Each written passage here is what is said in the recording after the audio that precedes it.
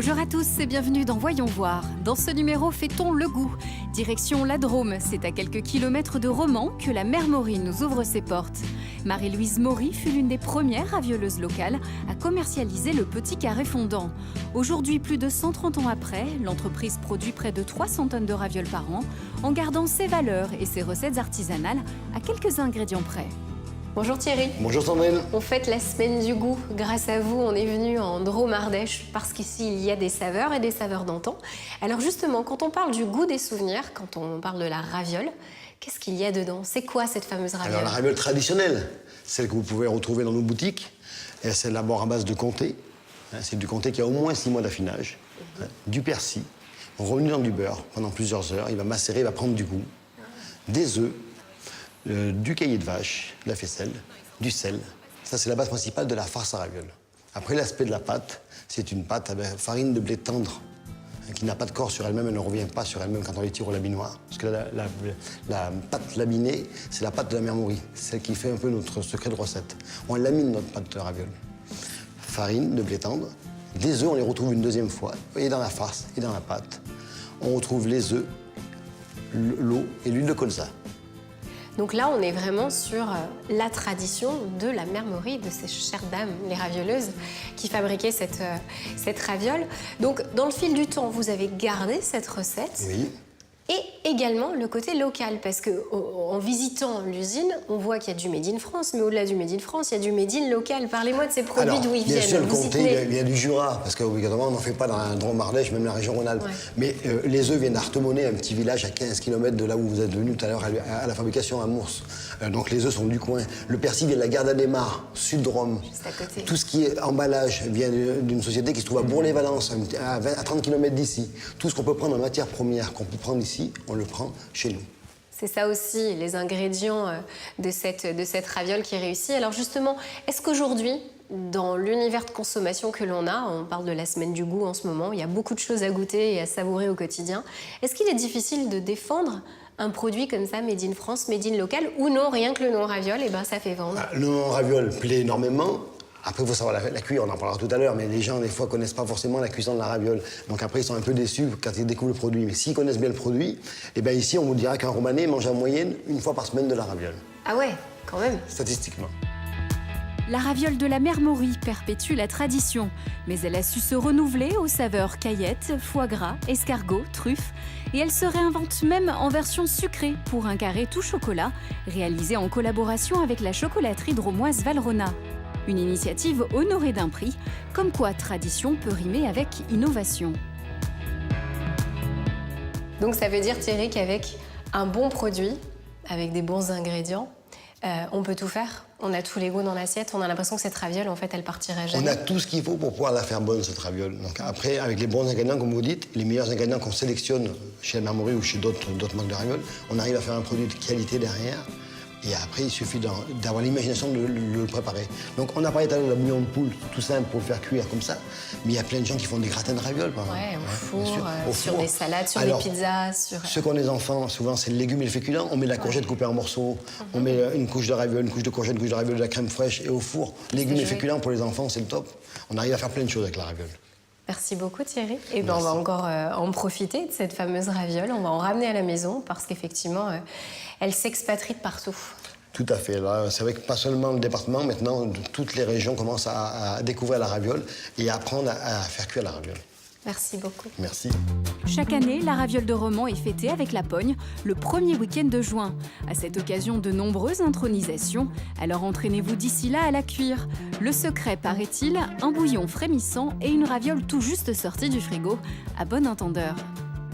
Après les AOP et les AOC, c'est au tour de la marque Isir de faire son entrée sur le marché.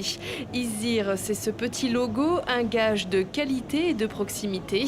La marque doit renforcer le lien entre producteurs et consommateurs isérois, entre le terroir et l'assiette. Les marques territoriales sont essentielles pour faire connaître le département, pour faire connaître les produits du département. Cette marque consiste simplement à apporter la garantie aux consommateurs que les produits sont issus de l'agriculture iséroise, que c'est une agriculture de qualité, que les produits qui ont ce logo assurent la juste rémunération de l'agriculteur. Pâté, fromage, bière, ravioles, Izir, c'est aujourd'hui plus de 20 producteurs et 120 produits agréés. Les magasins, artisans ou industriels qui soutiennent la marque soutiennent l'agriculture locale. On travaille déjà depuis plus de 10 ans avec les producteurs locaux. Aujourd'hui, c'était la continuité logique pour nous de soutenir aussi le département et le pôle agroalimentaire sur cette démarche. Nous espérons que les clients vont pouvoir s'identifier et acheter ces produits pour mieux manger tout simplement. Manger local, manger Izir, c'est suivre un cahier des charges strict. Pour les agriculteurs, l'évolution technologique facilite la gestion des cultures et son impact sur l'environnement. Aujourd'hui, ça nous fait plaisir de voir que notre production de blé tendre est travaillée localement par notre meunier et par des artisans boulangers locaux. Et ça nous fait également extrêmement plaisir que nos produits soient consommés localement. La marque représente aussi une validation des efforts effectués par les commerçants. C'est une reconnaissance et puis je pense que ça peut aider les consommateurs à identifier mes produits comme étant des produits locaux. C'est fabriqué en Isère, on a envie de montrer qu'il y a des bons produits dans notre région qui sont là. Et puis c'est aussi de nous faire connaître d'une autre façon que par les réseaux qu'on avait déjà. La marque Izir est encadrée par l'INAO, l'Institut national qui valide les signes d'identification de l'origine et de la qualité. Nous sommes de retour en Drôme-Ardèche. Objectif, la quête de goût. C'est à Tournon-sur-Rhône, au cœur des vignes ardéchoises, que 3 enfants du pays ont décidé d'installer leur laboratoire artisanal. Bienvenue à la fabrique Givray. Ici, on défend des desserts glacés 100% fait maison et avec le maximum de produits locaux. Rencontre. Bonjour Jérémy.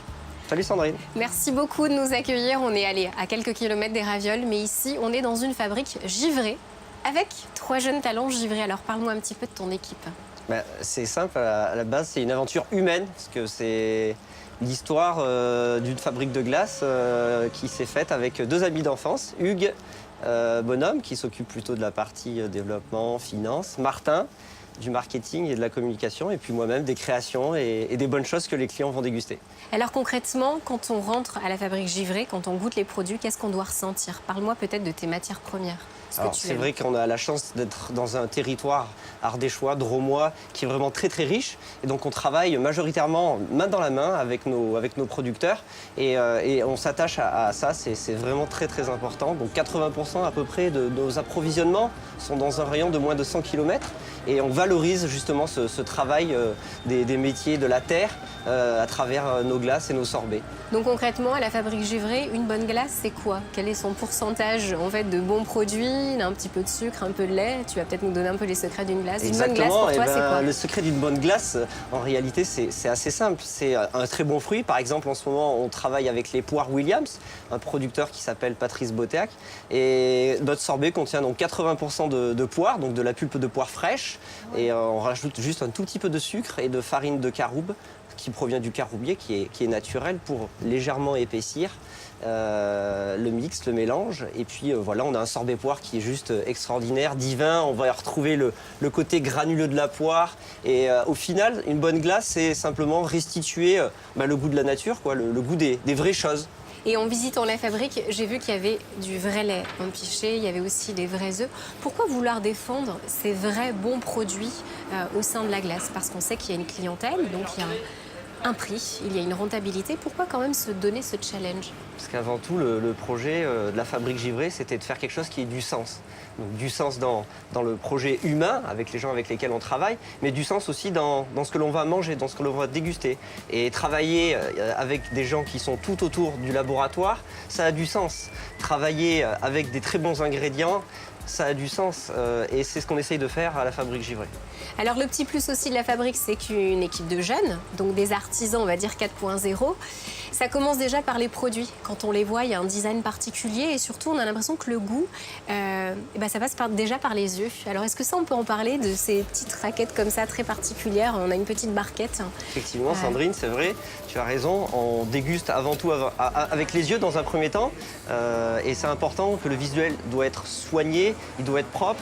Il doit donner envie d'aller justement piocher, d'aller prendre une cuillère de glace. Et donc on s'attache vraiment à avoir des jolis visuels. Donc est-ce que c'est ça aussi l'histoire de la fabrique? C'est une glace inédite qu'on ne connaît pas. C'est vrai que le mot revient beaucoup, l'imagination, l'inédit. Ça, c'est un de vos challenges aussi au quotidien? Toute la partie création, innovation font partie de l'ADN de la marque, puisque tous les ans, les collections changent. Il y a à peu près 50% des glaces qui sont nouvelles, qui se renouvellent. Donc ça, c'est important de toujours avoir aussi un petit peu d'avance, on va dire, de proposer des parfums aussi innovants à nos clients. Donc ça fait partie de l'ADN de la marque. Après 6 ans d'aventure, quel bilan est-ce que tu souhaites poser à cette aventure, la Fabrique Givrée? Tu es encore qu'au début? Il y a encore plein de choses à faire ou tu es arrivé à mettre en place tout ce que tu avais en tête?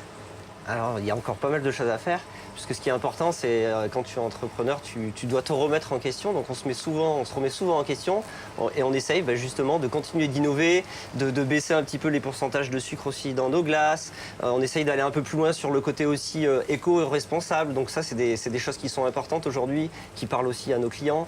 Et voilà, donc on a encore une marge de progression qui est grande, même si déjà nos glaces plaisent à une grande partie de clients. Effectivement, et à moi-même. Donc on va tout de suite aller goûter. Je crois que c'est essentiel. Allez, dans la semaine on va au du goût. laboratoire, Sandrine, c'est parti. Merci beaucoup. Merci. Très belle continuation. L'été indien et les fêtes de Noël sont de très bonnes raisons d'apprécier la collection hiver de la Fabrique Givrée, qui donne rendez-vous ce mois-ci aux Grenoblois pour une ouverture de boutique en cœur de ville. Avis donc aux gourmands et très bonne semaine du goût à tous.